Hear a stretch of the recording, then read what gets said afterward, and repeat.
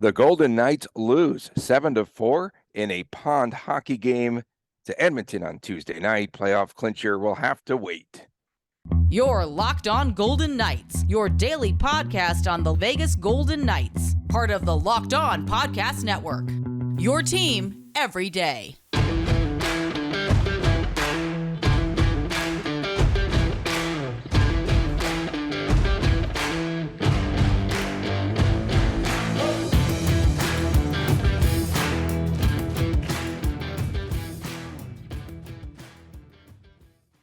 Hi again, everyone. I am Tony Cardasco along with Chris Golick. We come to you each and every day from Las Vegas. And you can find us on Twitter at Tony Dasco, at TD Chris G, at Locked On VGK, and on YouTube, Locked On Golden Knights. Please subscribe there. We are brought to you by FanDuel, America's #1 sportsbook. So, Chris, wouldn't Robin Lehner be proud? He probably would have called this a pond hockey game last night. Very sloppy. It was a real bad loss, I felt, for the VGK. Edmonton scoring on 3 power plays last night. Evan Bouchard, Leon Draisaitl, and Zach Hyman. And the precision of their power play unit is something to behold, truly. Did you really just give me a reason to click the Robin Lehner box when I do the playlists on YouTube for later? Yes. Yeah. So, I mean, the Edmonton power play, it's remarkable. And I think there's an oversight. So, like listening to the post game last night, what you got to do? What went wrong in the game was the highlight with Ryan Wallace. Everyone talking, you can't put Edmonton on the power play. Obviously, Coach Cassidy. Wait. Was it bad ice? Was it due to the fact no that narratives? was No out? narratives. No, it was Okay. fine in that regard. But I think the mindsets was a little bit foul after the game because teams are going to get power plays. It's going to happen. It's just how it goes. Now, the advantage is usually there's less called in the playoffs. But my ultimate first point here is you have to stop the power play. You can't be scared to play your game differently because Edmonton's pretty good 5-on-5 too. That's the thing. So yes, it is a all-world power play. It is so much fun to watch. I got a still shot of their third goal where I just had my camera kind of fixed over the blue line, just watching it. I mean, and they're just in awe the whole time. They don't panic. They don't rush. They don't do anything that doesn't give them a better chance to score. Where, VGK had some good puck movement last night, but, there are also times they're just kind of rushing, dumping in the corner, hoping they go and get it. And, you got to find a way to stop the power play, not prevent the power play, because there's going to be power plays. It's hockey. It's how it goes. Yeah, and Bruce Cassidy, after the game, felt that his team got caught up playing Edmonton's game last night because he said there's only like one Edmonton. In other words, they are just explosive offensively, and VGK really did try to play that back and forth game, and that's just not going to work in the playoffs. I think they learned a big lesson last night. Yeah, I mean, the Mike Tyson perspective does not work in a game like this. Mike Tyson jokes, everyone's got a plan until you get punched in the mouth, right? Well, VGK got punched in the mouth a few times, and they tried to, drop the gloves. They were not physical at all last night, but they tried to match stride for stride, and that's not how you're going to beat the Edmonton Oilers. You got to slow down the neutral zone. Edmonton slowed the neutral zone down last night. VGK did not have a lot of clean breakouts. There's one thing, and this was kind of the question that I hit up with Cassidy. If there was a positive in the first period, and even Amadio's game-tying goal in the second period, it was a result of successful board play. I thought Barbashev had did a remarkable job creating a turnover. Marchie gets the puck in tight, 1-0 Vegas. You're thinking good things are going to happen. William Karlsson did have an outstanding shorthanded goal last night. Good check on the boards, comes in, finish it off. I think he actually meant to shoot the puck. Like, he actually did everything he meant to do there. So you got to give Karlsson credit there. And then Amadio, right place, right time as a result of a good board play. So, that was the positive, but not enough of that. So I go to the Orleans Arena last night. You might have seen I posted a photo on Twitter. Anderson Hunt from the national championship UNLV Running Rebel basketball team sits next to me last night, comes in carrying a jersey, and it is a William Karlsson jersey. So I took a photo of Anderson and the Carlson jersey, and I go, "Why do you have that jersey? He stinks." That's what I said to him. But I did pick. Carlson had a good goal last night. Okay. But I did say I was highly scrutinized on Twitter because I said that the Oilers would score 7 goals. I said that they would score 7 goals last night, and people are like, "Why are you so negative?" I could see this coming. And You called it. Good job. Quick is not good against Edmonton. He's just not good. Disagree. Go look at his playoff log last year. Okay, so last year, yes, but look at his past against him. He's not very good. And he's going to give up a ton of goals. And again, that quick factor is to bet the over. So that's fair. Again, that's fair. No argument there. Again, VGK loses another game following a successful road trip. That's part of the narrative here that I think that we have to look into. The game against the Rangers. When you look back, I mean, there's several times this season where they just come home and lay an egg, and they even had more time than Edmonton to recuperate. That's not a VGK narrative, though. That's the thing. That is a hockey and basketball narrative to a degree, even baseball too, but more or less. That's why I was tying the two together. Yeah. Anderson, Hunt, and Carlson, basketball and hockey. Yeah. They're perfect. Good job, Tony. Good job. So, it happens, and it was never brought up last night as to, why it still happens. But, again, it's distractions when you're at home, I guess. There's family. Life doesn't stop just because they're professional athletes. They're going to spend time with their family. They're going to do stuff around the house, catch up, whatever it is that you do, when you're gone on the road for a few days, and it does come with the weights. So, I mean, listen, what VGK won 4 games, right? Columbus and then the 3-game road trip. So 4-game winning streak late in the season. They'd only lost, I think, twice or 3 times in regulation prior to last night's since the All-Star break. Yeah. Big picture, we're not going to overthink this a whole lot. And I think you can take a lot more, like, this isn't a burn the tape situation and flush it and move on. There is a lot to take and a lot of takeaways, more from the maybe mental side than actually watching the game and say, oh, here's where we went wrong. Here's what happened. But, let's remind everybody, because apparently everyone's flipping out again. VGK has a 2-point lead. LA Kings lost last night. Thank you for that. Boston lost. Boston lost to Nashville. And here's the other thing, like everyone, we didn't clinch last night. Nashville, how dare does Boston let this happen? Folks, you want Nashville to do very well. I would much rather face Nashville, assuming VGK holds on to the 1 seed. I'd much rather face Nashville versus Calgary or versus Winnipeg. Yeah, Nashville sold out the deadline. They're fading. Winnipeg's fading. Winnipeg's fading, but they still got Connor Hellebuck. I know you're concerned about that.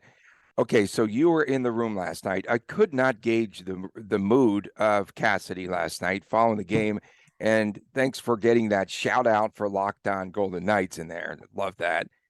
So this is the type of game perhaps that we could see in the playoffs. But you asked the question, talk about the question that you posed of Cassidy about VGK and the fact that, they played pretty well on the 2 goals with their board work. And they really did, especially that first goal. Yeah, I mean, Cassidy, how many times throughout the season has mentioned win your battles, or board battles, win your races. 2 of the goals, like in all 3 of the goals, actually, I didn't fully catch the Amadio goal. So Cassidy, actually, first he asked me to explain a little more on the question. Well, I understood your question, by the way. I understood your question. It was not on you. Your question. Oh no, it's fine. But once I said it, he went right to it, and then he kind of said, "Oh yeah, the 3rd goal too." Mood. He was in a weird mood, man. I'm sorry. Self-admittedly, I actually didn't catch the first goal in time, so my buddy actually got to crank the siren between the first and second. My good buddy William Conlon, who gives a lot of great comments on the show, so I actually was able to catch him doing the siren. Then I got to go downstairs and upstairs and around because I can't take a shortcut and whatever. Long story short, but so yeah, just more about the board work, more about I wanted to see if Cassidy would take that in the sense that this is how you beat this team. You got to beat them on the boards. You got to slow the game down. You got to avoid the track meet type scenario. And again, back to this isn't a spot where, you drop the gloves and try and go pound for pound with them.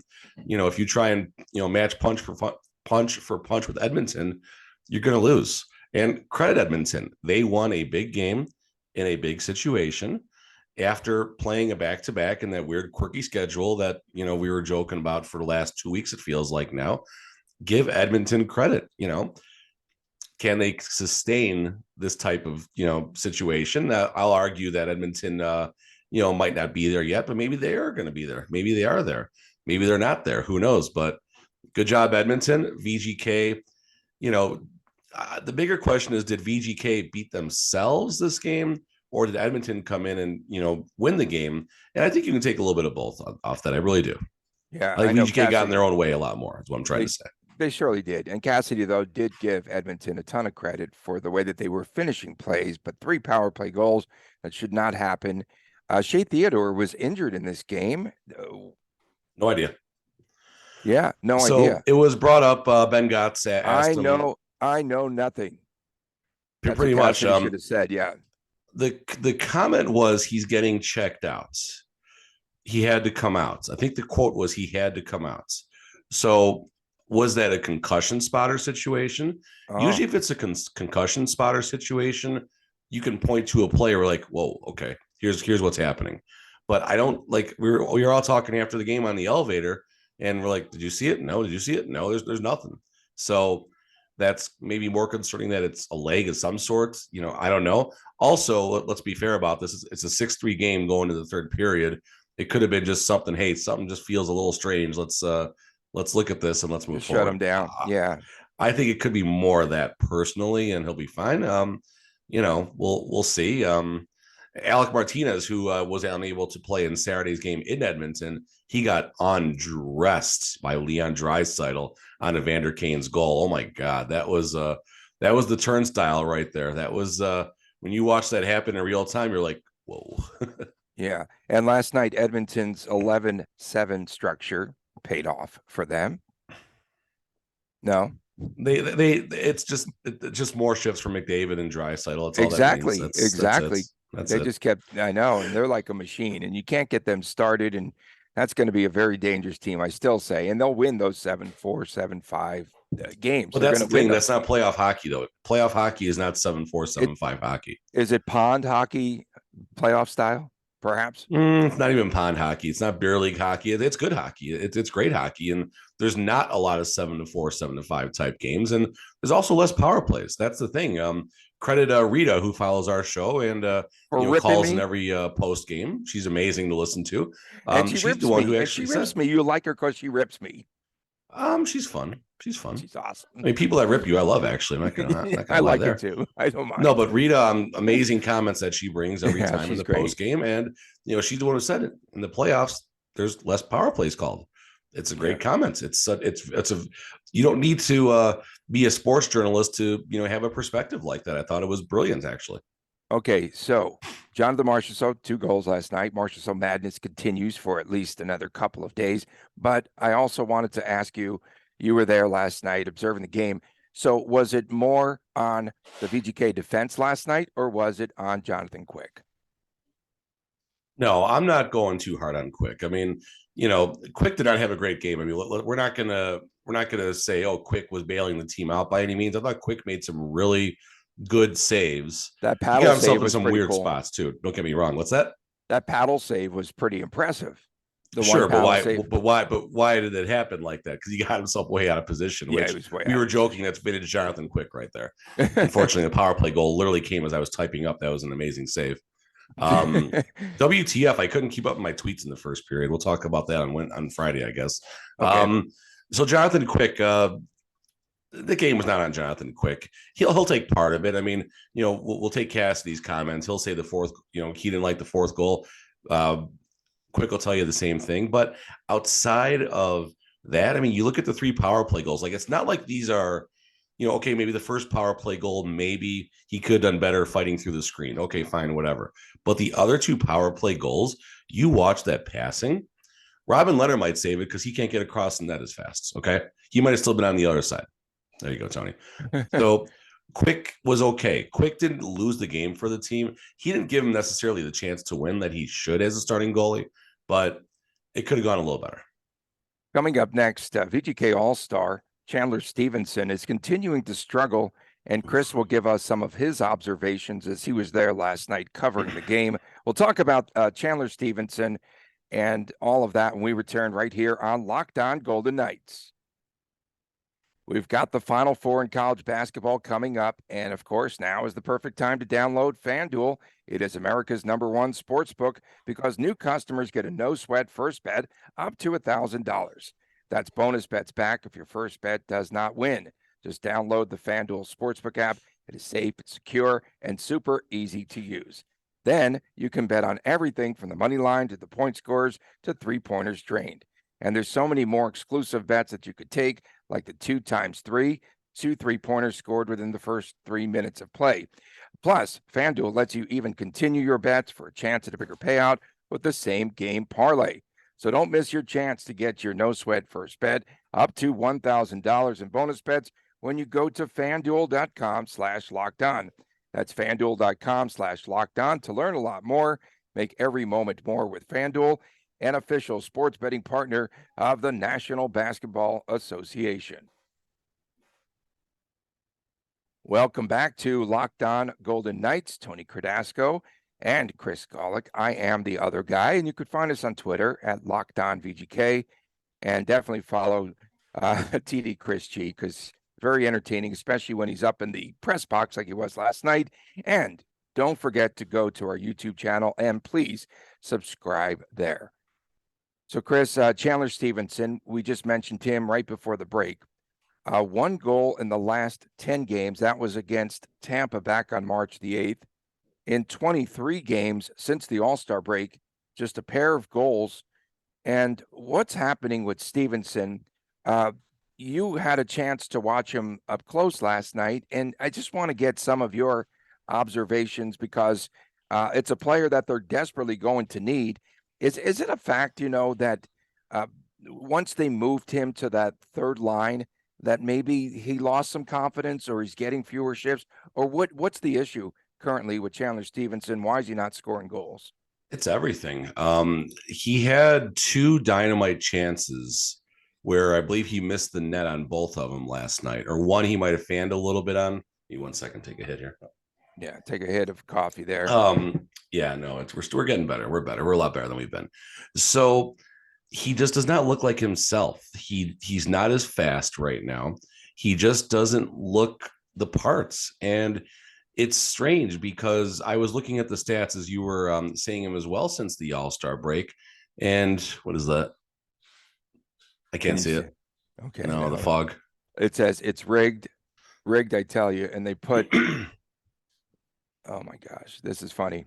It's VGK fan 702. Pretty good stuff. I just retweeted it at Tony Dasco. You'll see it. It's funny. Gotcha. Fair enough. So already hitting you at 7 a.m. I love it. So he just doesn't look himself. And the third line is more of a not checking line situation, but you're going to play more in your defensive zone. And that's not who Chandler Stephenson is. Chandler Stephenson is a top 6 forward. He's had success as a center. He's had success around Jack Eichel and Mark Stone. Outside of that, there's not been a lot of success right now. So you have him with Nick Waugh and Phil Kessel, and that line's been doing okay. So maybe you take the good with the bad, so to speak, there. All the way around, Nick Waugh's been in the middle of that line now. But right. You take the good with the bad, and he's just having a hard time finding his game right now.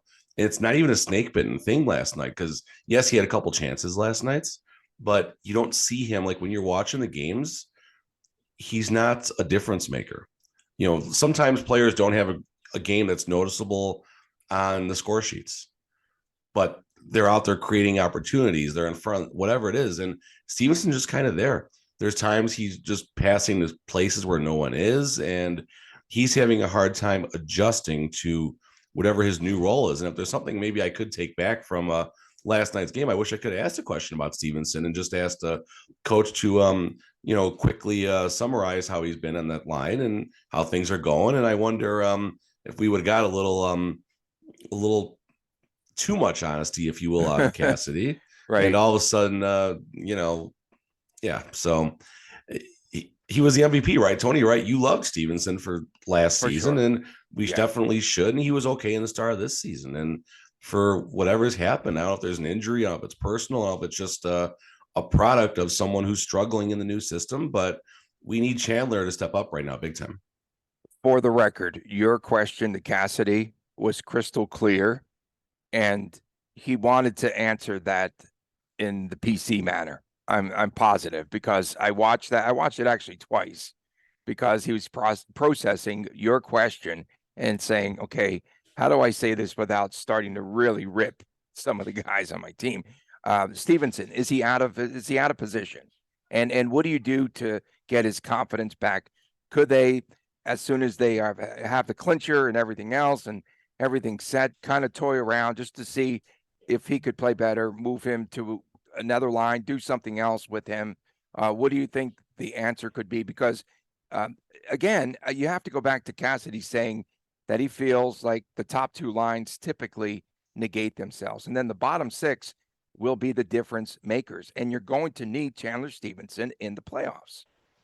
And Chandler Stephenson in the bottom six, that sounds glorious. Right. Like that really sounds like a deep stacked line. And you almost wonder if there's a world that exists where somehow line three, if when Mark Stone is able to make some type of return, is there a world where line three is some combination of Stevenson, Stone, and Wah? You have this crazy line four where Kessel's down there. Who knows? I mean, we're getting way ahead of ourselves, but that world might exist. And that could obviously, Mark Stone fixes a lot of problems in a lot of lineups. So, sure, you're going to want to move Stevenson around. You need his confidence. He's done remarkable things for this team since he's came, and that needs to continue. Yeah. 13 goals, 42 assists, 55 points on the season, which is, a pretty decent season, but he really slowed down, as we mentioned, the last. He's got 80% of those numbers before the All-Star break, though, right? Yeah. 2 goals in 23 games, and I think 2 or 3 helpers maybe. But again, and you pointed out, he's just not visible. Does he need to be? Does he need to be visible, though? Yes. If everything else is working and everyone else is contributing, do you still need to have Chandler Stephenson scoring goals in the playoffs? Absolutely.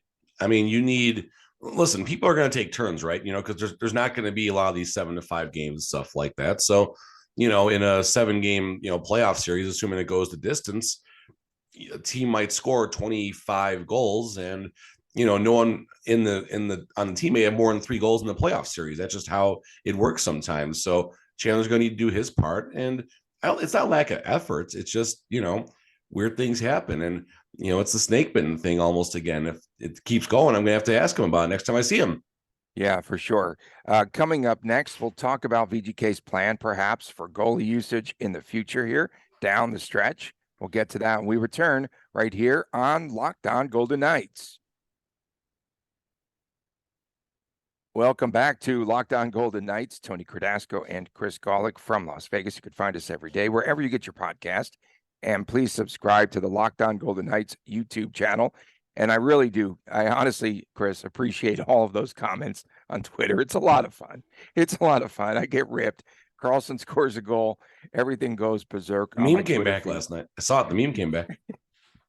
Somebody, how do you get that meme? I think it's so creative. We've got some of the best friends of the program and VGK fans, and they're very passionate, and that's terrific. And so it's fun. It's so much fun. It is so much fun. But I did get I felt very small before the game, because I said the final would be 7-5, and everyone was ripping me. There's no way they're going to score 7. Why are you so negative? I wasn't being negative. I was just trying to be honest. I just could see something like this coming. Okay. And again, coming off the road really concerns me. So did the odds makers. Cost me $100. Oh, wow. So wait. So what did the line close at last night? Didn't move. Edmonton minus 120, VGK even money up until like a half hour puck drop. I didn't look after that.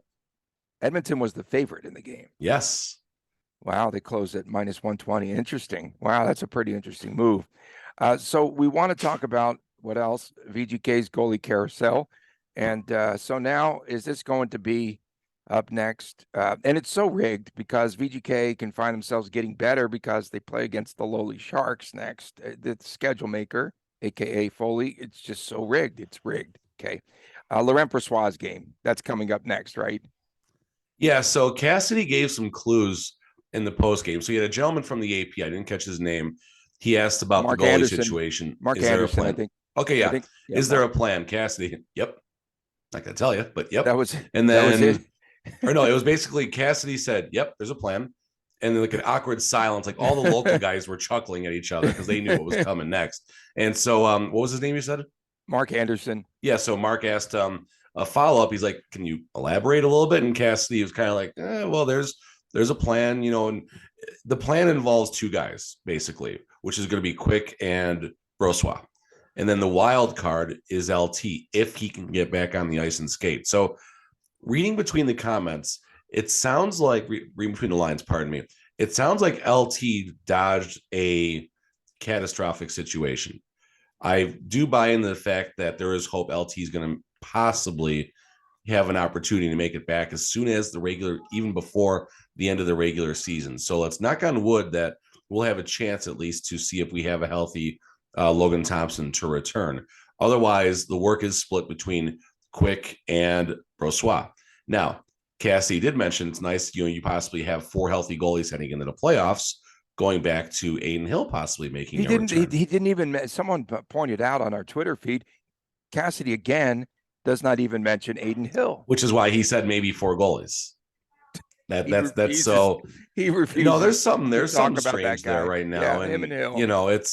We'll see how this whole thing shakes out. I did mention in the show, I was hoping they were going to go back to back with Brossoit.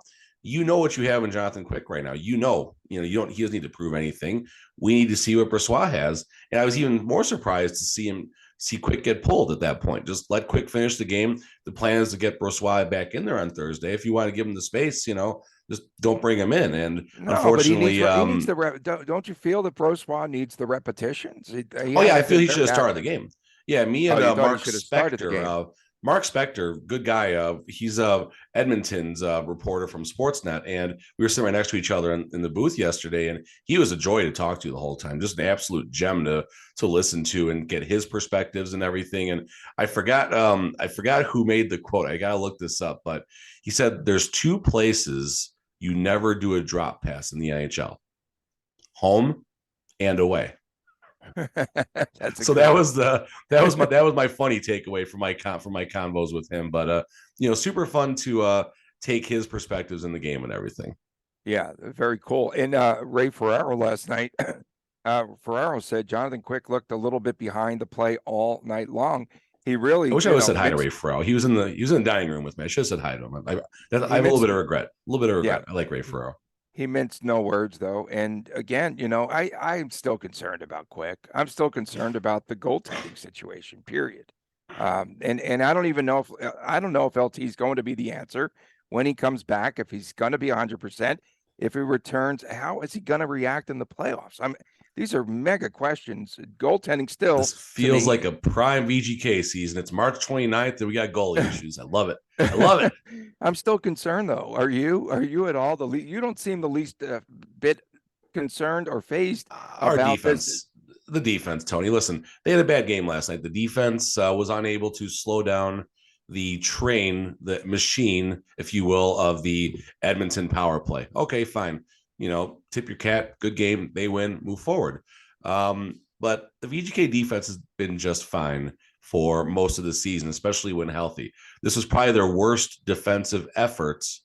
Actually, technically the Flames game, but still, this was, a poor effort. You're going to have these games, and you'll take some comfort when you look back at the season as from a totality perspective, how this team has played with their top 6, without their top 6. With their top 6, life is good. They can beat any team, any nights. They can suffocate them and put up 3 goals and win. If they need to score 4 or 5 goals to win, they can also do that. They have that gear. So let's not think too far ahead of ourselves. Now, Shea Theodore, these weird mystery injury situations. Let's hope this was just a precautionary move. We're down 3 goals. Get out, go get looked at. Let's make sure there's nothing big. Get you back on the ice on Thursday, or minimize whatever the issue is. Get you back on the ice as quick as possible. If he suffered something that's going to keep him out long-term through the playoffs, now we got a concern. Ben Hutton, awesome dude, but he's far behind the other 6 forwards that we have. I'd even put him behind Miramonov's game, But with I don't know if we'll see Miromanov back up or not. I don't know how that works at this point in the season. Yeah, so they need to get healthy now. That's a big concern. Get everyone back on the ice, and they have a game where they and they're still damaged. Like we haven't talked about Will Carey, Mark Stone, Riley Smith. Like that's you know, Aiden Hill. What's Carrier doing other than building houses? Is he going to be? That's why we hope he's going to be back soon. I don't know. He's got to be back on the ice pretty soon. We appreciate everyone tuning in. Tomorrow we will have a preview. I don't even know if that's going to be a fun show. San Jose Sharks. They have the banner. Just predict that the Sharks are going to win, Tony, and they'll be fine. Are they gonna hang the banner tomorrow night for knocking VGK out of the playoffs last year? Does that happen tomorrow night? You know the Sharks are going to want to. Hey, Matt Savage, if you're listening, you said you're going to check out the show. You're a big Sharks fan, so we'll get your take tomorrow. We'll see how you feel about the show. All right. We appreciate everyone tuning in. Make sure that you check out the YouTube channel, Locked On Golden Knights. Follow us on Twitter, especially at TD Chris G. I am at Tony Dasco, at Locked On VGK. From my man, Chris Golick, Tony Cardasco, so long for now, from Las Vegas. We appreciate you tuning in. See you tomorrow right here on Locked On Golden Knights.